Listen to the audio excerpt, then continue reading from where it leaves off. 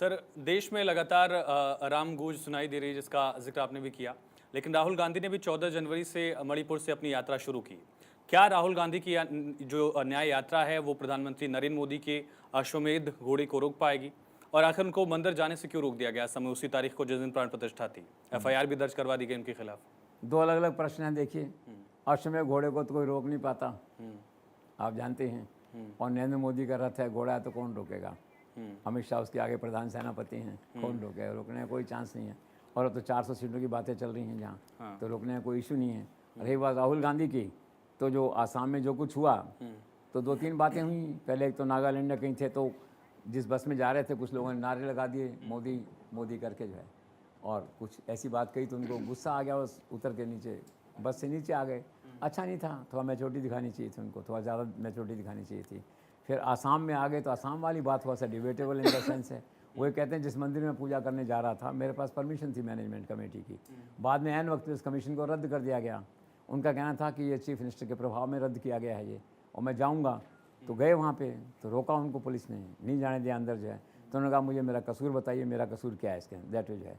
तो ऐसा लगा इस केस में कि शायद राहुल गांधी का केस थोड़ा सा रीजनेबल दिखा और सरकार का पक्ष थोड़ा सा कमज़ोर दिखा। मतलब सरकार कुछ भी कर सकती है, करती है, और वहाँ के चीफ मिनिस्टर और गांधी परिवार की पुरानी है कटुता, ये जो कही आपस में, तो एक्स्ट्रा कटुता का रोल भी आदमी प्ले करता है। लेकिन कुल मिला के मेरा कहना ये है कि इस घटना को रोका जा सकता था। राहुल गांधी क्या करते हैं मंदिर में जाके भी? आज नरेंद्र मोदी का चेहरा इतना बड़ा हो गया है, विशाल का है, उनका कद इतना बड़ा हो गया है, ये छोटी छोटी बातें को प्रभाव डालने वाली नहीं है। लेकिन होता क्या है कि more loyal than the king.